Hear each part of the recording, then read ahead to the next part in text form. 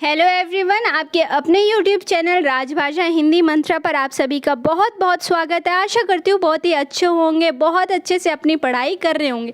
जैसा जो हमने सीरीज़ स्टार्ट की थी जिसमें कि हम क्विक रिवीजन कर रहे थे, आदिकाल के लिए मैं आपके लिए दो क्लासेस लाई थी। अगर आपने वो वीडियो नहीं देखी है तो जा करके देखिए ताकि आपका जल्दी से रिवीजन, बहुत ही कम टाइम में मैंने उसमें बहुत से क्वेश्चंस कराए हैं। एक तरह से कहें तो मैंने सभी टॉपिक आपको वहाँ पे करा दिया है, ठीक है। उसी तरह से हम भक्ति काल कर रहे थे जिसमें हम ऑलरेडी टॉप 50 क्वेश्चंस कर चुके हैं। आज हम उसी के अगला पार्ट में आप लोगों के लिए लेके आई हूँ। तो अगर आपने चैनल को सब्सक्राइब नहीं किया है तो चैनल को सब्सक्राइब कर लीजिए ताकि आपको जो भी नोटिफिकेशंस हो या जो भी क्लासेस आती हैं वो आपको टाइम टू टाइम अपडेट मिलता रहे, ठीक है। तो आज का जो हमारा टॉपिक है वही है भक्ति काल जो हम कर रहे थे और उसके आगे का आज हम करने वाले हैं। तो आज हम बहुत ही कम टाइम में कोशिश करेंगे, ज़्यादा से ज़्यादा सभी टॉपिक्स हम कोशिश करेंगे कि आधे घंटे के अंदर सभी टॉपिक इम्पॉर्टेंट जो भी है एमपी सेट की दृष्टि से हम सभी रिवाइज कर लें, ठीक है। तो बिना किसी देरी के शुरू करते हैं। पहला क्वेश्चन आज का, निम्नलिखित में से किस कवि ने सिर्फ अवधी भाषा में ही रचना की है? तो सिर्फ अवधी में किसने? कबीर है, सूरदास है, तुलसी है, जायसी हैं। तो देखो कबीर ने कौन सी भाषा में रचना की है? तो कबीर ने की है सदुक्कड़ी, ठीक है। सूरदास ने कौन सी भाषा में की है? तो ये सूरदास जी करते हैं ब्रज भाषा में, और जो हमारे तुलसीदास जी हैं वो ब्रज और अवधी में रचना करते हैं, याद रहेगा। अब बचे क्या? जायसी जी ऐसे कवि हैं जो सिर्फ अवधी में ही रचनाएं करते हैं, ठीक है। अगला क्वेश्चन है, निरंजनी संप्रदाय के प्रवर्तक कवि कौन है? अब देखो भक्ति काल में आपको बहुत से संप्रदाय देखने को मिलेंगे, उसी में एक है निरंजनी संप्रदाय। उसके हैं दादू दयाल, हरिदास, गरीबदास, सुंदरदास। तो इनमें से किसने है निरंजनी संप्रदाय का प्रवर्तक कौन है निरंजनी संप्रदाय की? तो इनमें आ जाएगा हमारा आंसर सही है हरिदास। कौन है? हरिदास। आगे है अनुराग बांसुरी के रचनाकार। देखो एक बहुत महत्वपूर्ण ही रचना है ये, और इनका बताना है कि इनके रचनाकार कौन है। तो ये है नूर मोहम्मद। कौन है? नूर मोहम्मद। ये रचना आपको याद करना है, ठीक है। निम्नलिखित कवियों में से किसने प्रेमाख्यानक काव्य की रचना नहीं की? अब देखो यहाँ नहीं पूछा है, ध्यान से क्वेश्चन पढ़ा करो। नहीं लिखा है, सत्य लिखा है कि असत्य लिखा है, ये सारी चीज़ें ध्यान से पढ़ा करो, ठीक है। मुल्ला दाऊद, जायसी, उस्मान और अब्दुल कादिर। तो किसने प्रेमाख्यानक काव्य की रचना नहीं की है? तो वो हो जाएंगे हमारे अब्दुल कादिर, ठीक है। अगला है, हिंदी का प्रथम सूफी कवि हैं। हिंदी के प्रथम सूफी कवि कौन है? मुल्ला दाऊद, जायसी, मुल्ला वजही, कुतुबन। तो कौन है इनमें से? तो इनमें से हैं हमारे मुल्ला दाऊद जो है हिंदी के प्रथम सूफी कवि हैं। कुतुबन के गुरु का क्या नाम था? अब देखो कुतुबन के जो गुरु हैं उनका क्या नाम था? सैयद अशरफ, दामो, मेहंदी बुरहान, शेख बुरहान। तो इसमें आंसर सही हो जाएगा शेख बुरहान, ठीक है। देखो जहाँ गुरु के नाम मिले शिष्य के आप याद कर लो क्योंकि गुरु शिष्य से क्वेश्चंस आते हैं, ठीक है। सूफी कवियों का सबसे प्रिय अलंकार कौन सा है? तो अब देखो सूफी कवियों का जो सबसे प्रिय अलंकार है वो क्या है? वक्रोक्ति, समासोक्ति, अनुप्रास या श्लेष। इनमें से है जो सबसे मुख्य, जो सबसे प्रिय अलंकार है सूफियों का, तो वो है समासोक्ति, ठीक है। समासोक्ति, इसके लिए एक रामचंद्र शुक्ल जी का कथन भी है जो मैं लाई हूँ आपके लिए, ठीक है। आगे क्वेश्चन में आपको मिलेगा। सूफी काव्य पद्धति का अंतिम ग्रंथ कौन सा है? सूफी काव्य पद्धति का जो अंतिम ग्रंथ है वो कौन सा है? तो वो हो जाएगा हमारा इंद्रावती। क्या हो जाएगी? इंद्रावती, ठीक है। कुतुबन की रचना कौन सी है? अब इनमें देखो कुतुबन की कौन सी रचना है? मृगावती, चंदायन, सत्यवती कथा, पद्मावत। तो इनमें से जो है कुतुबन की रचना वो कौन सी है?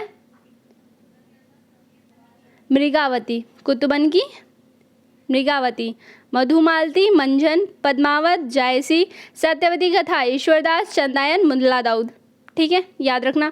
पद्मावत में रतन सेन किसका प्रतीक? आप देखो पद्मावत जो जायसी की रचना है उसमें से जो प्रतीक हैं, प्रतीक पूछे जाते हैं, ठीक है। तो वो मैं आपको आगे कराऊंगी डिटेल में कि पद्मावत को किसका प्रतीक माना है, या फिर वो जो गुरु हैं वो कौन है, ये सारी चीज़ें मैं आपको कराऊंगी, ठीक है।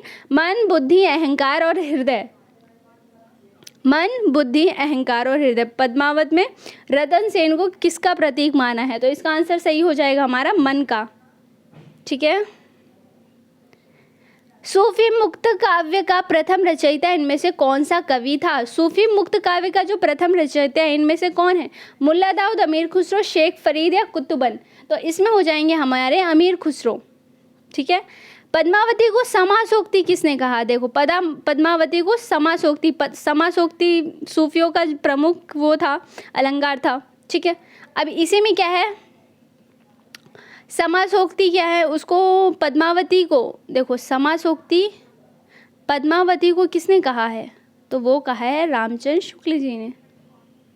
ठीक है, क्लियर है, याद रहेगा, क्वेश्चन आ सकता है पद्मावती के लिए, ये क्वेश्चन इंपॉर्टेंट बनता है। ठीक है। हमारा आगे है, मलिक मोहम्मद जायसी को जायसी कहा जाता है क्योंकि वे जायस गोत्र में पैदा हुए थे, जायस मत के मानने वाले थे, जायस नामक स्थान के निवासी थे, या उपयुक्त में से कोई नहीं। तो देखो ये शुक्ल जी जायसी के बारे में जहाँ लिखते हैं तो वहाँ वो लिखते हैं कि जायसी का नाम जायसी क्यों पड़ा? क्योंकि वो जायस नामक स्थान के निवासी थे। तो इसका आंसर सी करेक्ट हो जाएगा। ठीक है। साधनों की 4 अवस्थाओं शरीयत, तरीकत, मारिफत और हकीकत का संबंध है। ये भी रामचंद्र शुक्ल जी के बुक में अच्छे से आपको मिलता है। ये कुछ स्टेप्स है।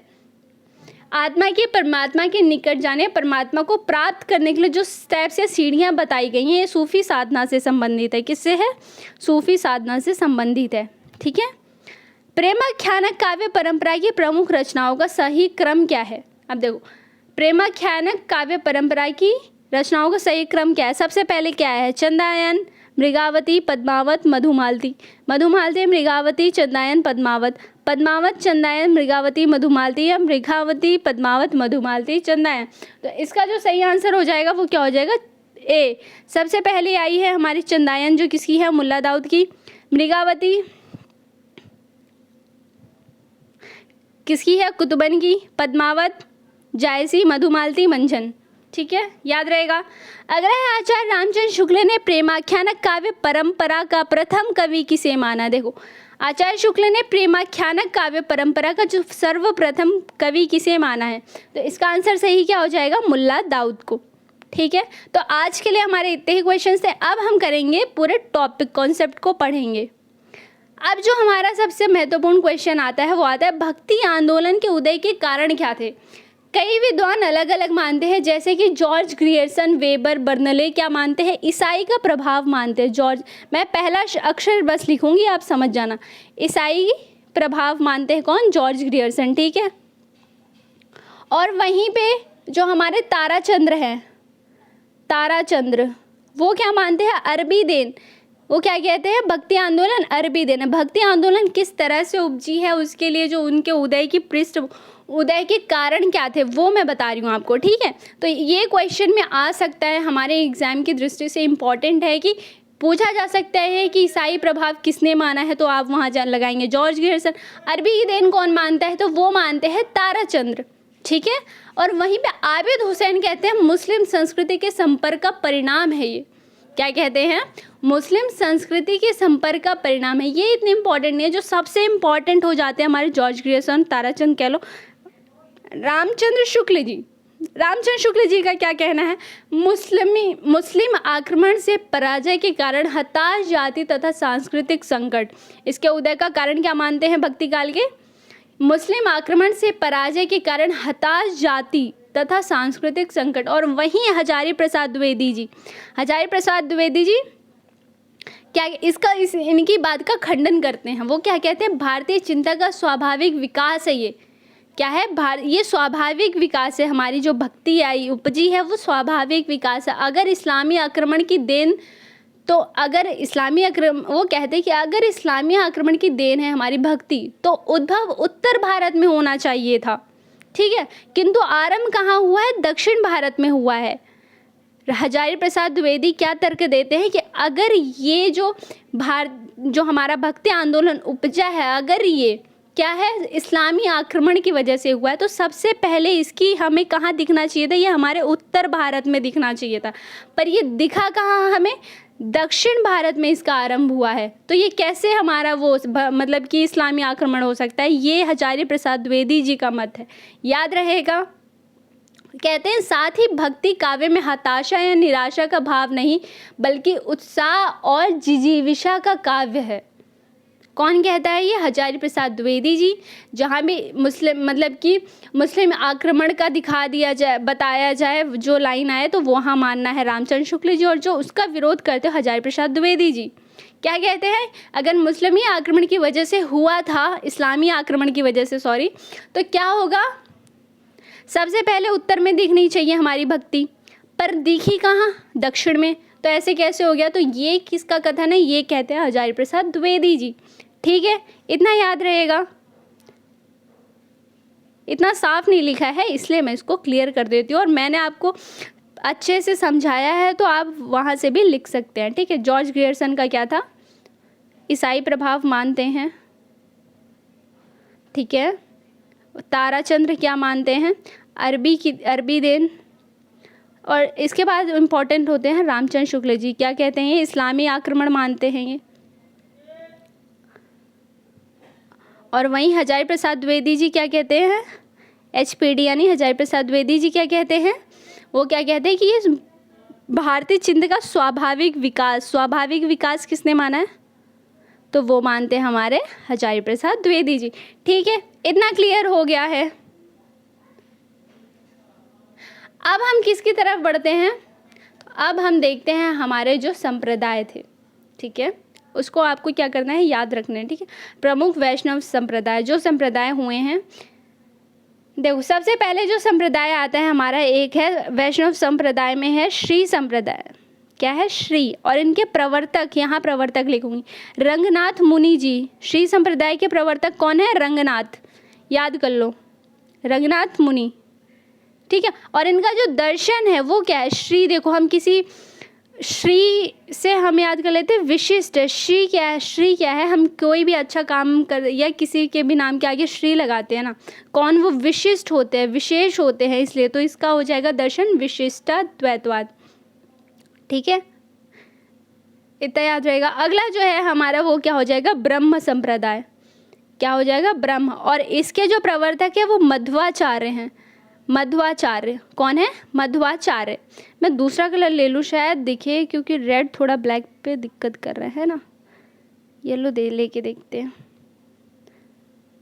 रुको, इसको इरेज कर देती हूँ और फिर दोबारा लिखने की कोशिश करती हूँ मैं, शायद थोड़ा दिखने लगे, है ना। हाँ, श्री का क्या हो जाएगा हमारा? रंगनाथ मुनि। रंगनाथ मुनि। ठीक है, श्री संप्रदाय। और इनके जो दर्शन है वो क्या है? विशिष्टाद्वैत। और सर्वप्रथम सबसे पहला श्री ही है। हो सकता है इसको क्रम से भी आपसे पूछ ले, तो पहले श्री है, मैं क्रम से ही बता रही हूँ। और फिर आते हैं हमारे ब्रह्म। ब्रह्म के जो हैं प्रवर्तक वो क्या है? मध्वाचार्य हैं। मध्वाचार्य। और मध्वाचार्य का दर्शन कौन सा है? तो वह है द्वैतवाद। क्या है? द्वैतवाद। याद रखना। ठीक है, अगला जो है वो है रुद्र संप्रदाय। क्या है? रुद्र संप्रदाय। और रुद्र संप्रदाय के प्रवर्तक है हमारे विष्णु स्वामी। विष्णु स्वामी। ठीक है, और इनका जो दर्शन था वो क्या था? शुद्धाद्वैतवाद। ऐसे याद कर लो, रुद्राक्ष, रुद्र से याद कर लो, रुद्राक्ष शुद्ध हो जाते हैं। इस तरह से देखो, याद करने की ट्रिक तो कहीं ना कहीं से तो ढूंढनी पड़ेगी अगर याद नहीं होता है आपको। ठीक है, कन्फ्यूज़न होती है तो। अगला है सनकादि। सनकादि संप्रदाय। क्या है? सनकादि संप्रदाय। और इनके जो प्रवर्तक है वो कौन हो जाते हैं हमारे? ये होते हैं निम्बार्काचार्य। ठीक है, और इसका जो दर्शन है वो क्या है? द्वैताद्वैतवाद। द्वैताद्वैतवाद। याद रहेगा। ठीक है, अब जो ब्रह्म रुद्र और सनकादि है, ब्रह्म रुद्र और सनकादि है, वो क्या है? कृष्ण को अपने आराध्य मानते हैं। ठीक है, अब इसी में से कुछ और है, मैं इसको इरेज कर देती हूँ। अब जो आगे है हमारा, इसी में और संप्रदाय है, वो एक बार देख लेते हैं थोड़ा सा, वहीं से कहीं एग्ज़ाम में ना आ जाए, है ना, क्योंकि एग्ज़ाम का तो ऐसे प्रिडिक्ट नहीं कर सकते ना, यहीं से आएगा। वैसे पूरा टॉपिक ही हमें अच्छे से याद रहना चाहिए, है ना। आप देखो संप्रदाय क्या है? रामावत, जो इम्पोर्टेंट है वही बताऊंगी। ठीक है, रामावत का क्या है? रामानंद प्रवर्तक है इनके। कौन है? रामानंद। ठीक है, याद रहेगा। अब जो आते हैं हमारे इम्पोर्टेंट है रसिक संप्रदाय। रसिक संप्रदाय, रसिक संप्रदाय के कौन है प्रवर्तक? तो वो है हमारे अग्रदास। ठीक, अगले हो जाते हैं हमारे गौड़ीय। गौड़ीय संप्रदाय से भी क्वेश्चन आया है, गौड़ीय संप्रदाय। और इनके कौन है? चैतन्य महाप्रभु, चैतन्य महाप्रभु। ठीक है, अगले हो जाते हैं हमारे सखी संप्रदाय, सखी, और इनके क्या है? स्वामी हरिदास, स्वामी हरिदास। ठीक है, याद रहेगा। अब जो हमारे अगले हो जाते हैं वो है राधा वल्लभी संप्रदाय, राधा वल्लभी। राधा वल्लभी संप्रदाय के कौन प्रवर्तक है? तो वो है हमारे हित हरिवंश, गोस्वामी हित हरिवंश। ठीक है, और एक आ जाते हैं, यहाँ जगह नहीं बची, वारकरिक। वारकरिक के कौन है? तो पुंडलिक है। कौन है? पुंडलिक, ऐसे पुंडलिक। ठीक है, इतना याद रहेगा। दोबारा एक बार देख ले। देखो, श्री संप्रदाय के जो प्रवर्तक है वो है रंगनाथ मुनि। इनका दर्शन याद रखना, विशिष्टा द्वैतवाद। ब्रह्मा के हैं मध्वाचार्य, जिनका दर्शन है द्वैतवाद।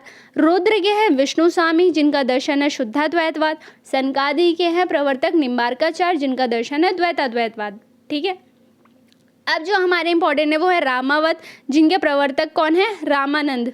ठीक है, फिर आते हैं हमारे रसिक संप्रदाय, जिनके प्रवर्तक हैं अग्रदास। फिर आता है गौड़ीय, जिसके प्रवर्तक हैं चैतन्य महाप्रभु। फिर आता है सखी संप्रदाय, जिसके हैं स्वामी हरिदास। फिर आता है राधा वल्लभी संप्रदाय, जिसके हैं गोस्वामी हित हरिवंश। फिर आता है हमारा क्या? वारकरी, जिसके हैं कौन? पुंडलिक। ठीक है, आगे देखते हैं। आगे हमारा अगला टॉपिक है प्रमुख संत कवि और उनकी रचनाएं। जो कुछ मैं इंपॉर्टेंट जो संत कवि हैं उनके बारे में बता देती हूँ आपको। जो है हमारे सबसे पहले हैं नामदेव है। इनकी रचनाएं क्या है? इंपॉर्टेंट हो सकती है। हमारे नामदेव की एक रचना है अभंग। क्या है? अभंग। ठीक है, नाम याद रख लेना, हो सकता है यहाँ से आ जाए। जो इम्पॉर्टेंट है हमारे रैदास। रैदास क्या है? संत कवि है, और इनकी जो प्रमुख रचना है रैदास की बानी है। क्या है? रैदास की बानी। ठीक है, याद रहेगा। कबीर, आप इनके ना मैं क्रम से ही बता रही हूँ, तो क्रम से ही हैं ये। ठीक है, इनका क्रम पूछा जा सकता है आपसे। रैदास थे पहले, कबीर थे, तो रैदास। ठीक है, इस तरह से याद कर लें। कबीर की सबसे पहली है साखी, सबद, रमैनी, वसंत, कहरा, चांचर और डिंडोला। ठीक है,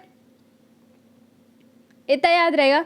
साखी, सबद, रमैनी, वसंत, कहरा, चांचर, डिंडोला। इसको इरेज कर देती हूँ और इनके आगे के कवि जो है उनके बारे में, उनकी रचनाएं बता देती हूँ मैं आपको। ठीक है, याद रख लो। सबसे पहले देखो, कबीर की इंपॉर्टेंट है क्या?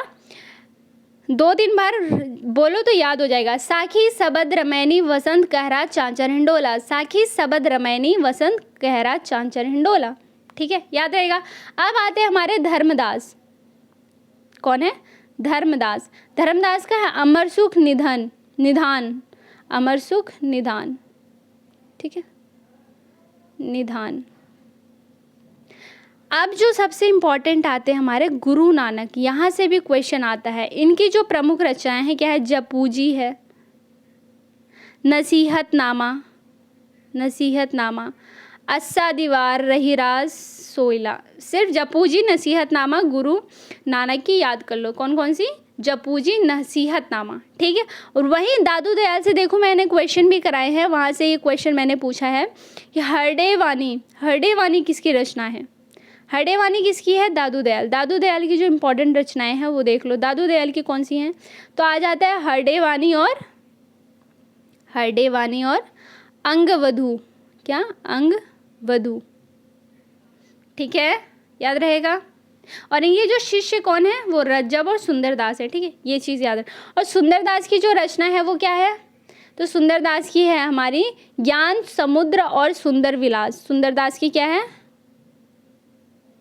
सुंदरदास की है हमारी ज्ञान समुद्र और सुंदर विलास। वहीं पे जो हमारे अन्य संत कवि हैं उनमें आते हैं हमारे मलुकदास, जो इम्पोर्टेंट हो जाते हैं। मलुकदास की इतना तो कुछ खास नहीं है। आप एक हो जाता है उनका भक्ति विवेक और एक हो जाता है सुख सागर। ये दो रचनाएं याद कर सकते हैं आप। ठीक है, और रैदास के जो 40 पद हैं वो कहाँ मिलते हैं? गुरु ग्रंथ साहिब में संकलित हैं। आचार्य शुक्ल ने साधु संप्रदाय को, जिसकी स्थापना संवत 1600 ईस्वी में उदयदास के शिष्य वीरभान ने की थी, रैदास की परंपरा में माना है, क्योंकि उदयदास रैदास के शिष्य थे। रामचंद्र शुक्ल जी की कथन है, तो इसका मतलब इम्पॉर्टेंट है। कौन है? रैदास के शिष्य कौन थे? उदयदास। उदयदास, ठीक है, ये एक पॉइंट याद रखने की ज़रूरत है। और रैदास ने स्वयं को अपने कई पदों में चमार कहा है, ठीक है, क्या क्या है, कह रैदास खलास चमारा, ऐसी मेरी जात विख्यात चमार, ये याद रख लेना, ठीक है। अब देखो कबीर के जो गुरु थे वो कौन थे, रामानंद, ये मैं ऑलरेडी आपको क्वेश्चन में करा चुकी हूँ, तो इसमें इतना कुछ खास नहीं है। अगला जो है हमारा क्या है, प्रमुख प्रेमाख्यान काव्य और उनकी विशेषताएं, ठीक है। अब देखो, अब जो हमारी सबसे पहली कुछ रचनाएं आप याद कर लो, कैसे, हंसावली, हंसावली सबसे पहले, ठीक है, चंदायन, लखम सेन पद्मावती, लखम सेन पद्मावती। अब देखो हंसावली किसकी है, असाइद की है, चंदायन है मुल्ला दाऊद की, रचना याद कर लो, ठीक है। लखम सेन पद्मावती की क्या है, दामोदर कवि, इनके रचनाकार बता रही हूँ। देखो हंसावली की कौन है, असाइद है, चंदायन की है, किसकी है, मुल्ला दाऊद जी की है। लखम सेन पद्मावती कथा किसकी है, तो वो है हमारे दामोदर कवि। और मैंने यहाँ से आपको क्वेश्चन ऑलरेडी करा दिए, तीनों क्वेश्चन ऑलरेडी मैं आपको करा चुकी हूँ, उनके कवि जिसमें रचनाकार पूछे गए हैं, ठीक है। अब आती है हमारी सत्यवती कथा, क्या आती है, सत्यवती कथा। सत्यवती कथा किसकी है, ईश्वर दास की। देखो ईश्वर का हमेशा क्या कहते हैं, सत्य बोलते हैं, ऐसे याद कर लो। मृगावती किसकी है, कुतुबन की। वन में कौन रहते हैं, मृग रहते हैं, वन से याद कर लो, मृग, ठीक है। माधवनाल कामकंदला किसकी है, माधव गणपति। माधव किनको कहा जाता है, कृष्ण जी को या विष्णु जी को कहा जाता है ना शायद, तो ऐसे याद कर लो। माधव और गणपति जी क्या है, दोस्त हैं, इस तरह से सखा है, ऐसे याद कर सकते हो। देखो ट्रिक है यार, कैसे भी ट्रिक तो कैसी भी हो सकती है ना। पद्मावत क्या है, पद्मावत है जायसी की बहुत ही प्रसिद्ध रचना, ये तो सबको ही पता होती है।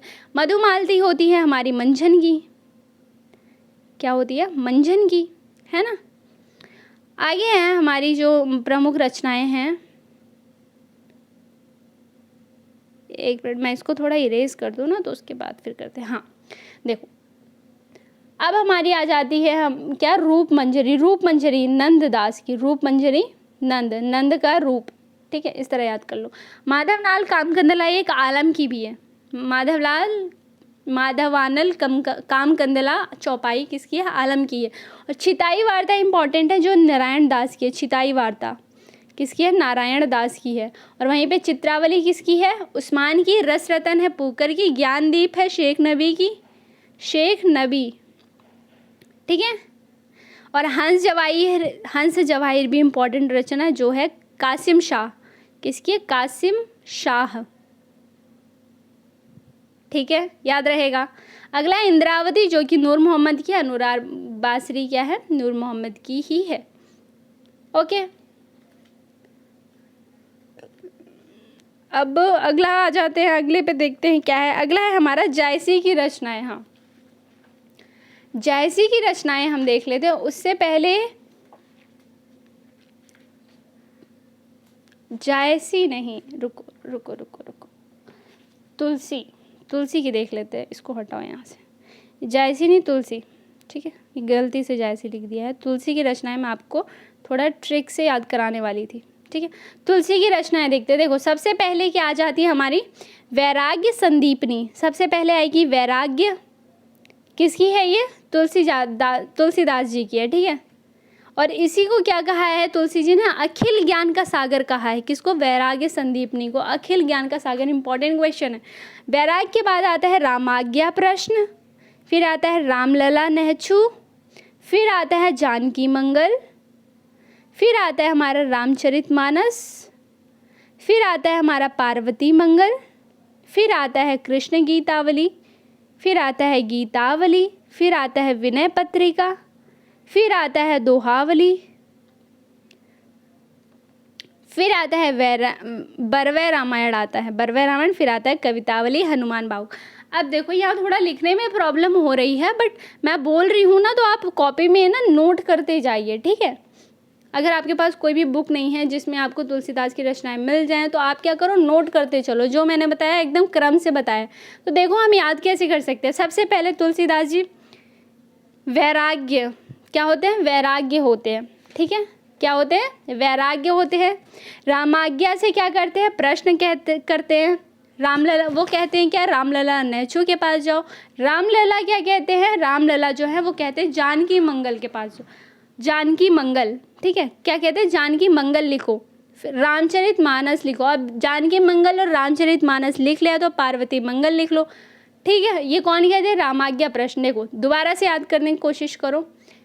ट्रिक तो कैसी भी हो सकती है, हमें सिर्फ याद करने से मतलब है, क्रम से, ताकि हमारे एग्जाम में यहाँ से क्वेश्चन आए तो हम गलत ना करें, ठीक है। वैराग्य होता है रामाज्ञा प्रश्न, यानी राम के पास जाके प्रश्न करते हैं तो क्या कहते हैं, रामलला नेचू। रामलला नेचू क्या बोलते हैं कि जानकी मंगल लिखो, रामचरित मानस लिखो, पार्वती मंगल लिखो, और फिर कृष्ण की गीतावली, ठीक है, कृष्ण गीतावली से हो जाएगा हमारा गीतावली। फिर वो विनय गीतावली लिख के क्या, विनय पत्रिका, एक पत्रिका लिखते हैं जिसमें दोहावले लिखते हैं, और बरवय रामायण, और फिर कवितावली हनुमान बाहुक।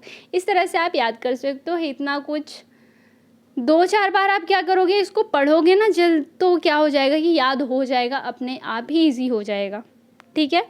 अगला जो है हमारा देख लेते हैं कि तुलसीदास के विषय में जो है उसके उनके संदर्भ में विद्वानों की कही गई उक्तियाँ क्या हैं। अब देखो यहाँ से क्वेश्चन आ सकता है आपका। देखो नाभादास ने तुलसीदास को क्या कहा है, कलिकाल का वाल्मीकि कहा है।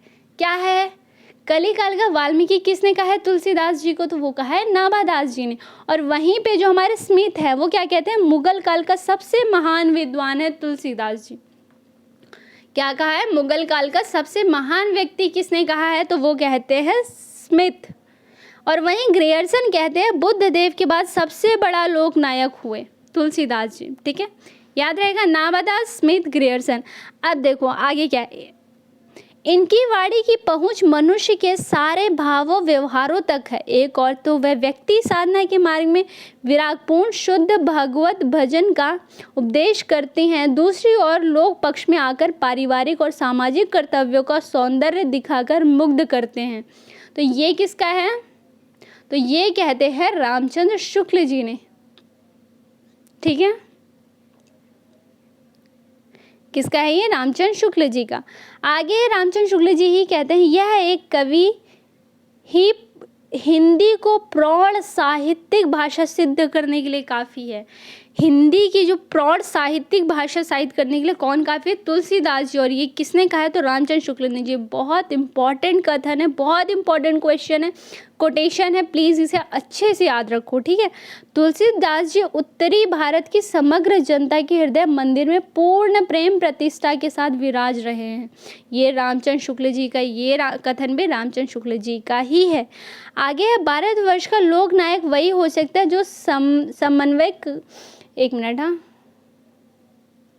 हाँ, जो समन्वय करने का अपार धैर्य लेकर आया हो। ये किसका है, तो ये है हजारी प्रसाद द्विवेदी जी का। और वहीं कहते हैं तुलसी का सारा काव्य समन्वय की विराट चेष्टा है। ये भी इन्हीं का कथन है, हजारी प्रसाद द्विवेदी जी का। और वहीं जातीय कवि किसने कहा है तुलसी को, तो रामविलास शर्मा ने। और मानस का हंस अमृतलाल नागर ने, ठीक है, याद रहेगा। और वही रामचंद्र शुक्ल जी अनुप्रास का बादशाह भी कहते हैं तुलसी को, याद रखना। अनुप्रास का बादशाह किसने कहा है, तो रामचंद्र शुक्ल जी ने, याद रहेगा। So guys that's it for today. हमारा भक्ति काल का पूरा रिवीजन हो चुका है। अगर आपने पुरानी वीडियोस नहीं देखी हैं तो प्लीज़ चैनल पे जाके वो वीडियोस देखिए, क्योंकि हमारा एग्ज़ाम को ज़्यादा टाइम नहीं बचा है, वही 3 से 4 दिन बचे हैं। तो अच्छे से तैयारी कर लीजिए, रिवाइज कर लीजिए सारे टॉपिक्स, ताकि आप अच्छा स्कोर कर पाएँ, ठीक है। नेक्स्ट वीडियो में मिलते हैं हम रीतिकाल के साथ। तब तक के लिए thank you so much for watching. अच्छे से पढ़ते रहिए, मन लगा के पढ़ते रहो, याद कर लो जो चीज़ें रह रही हैं, जो भी टॉपिक्स रह रहे हैं उनको रिवाइज कर लो। और अगर वीडियो थोड़ी भी हेल्पफुल लगी हो तो प्लीज़ वीडियो को लाइक करें, शेयर करें और चैनल को सब्सक्राइब करें। And thank you so much for watching. Bye bye.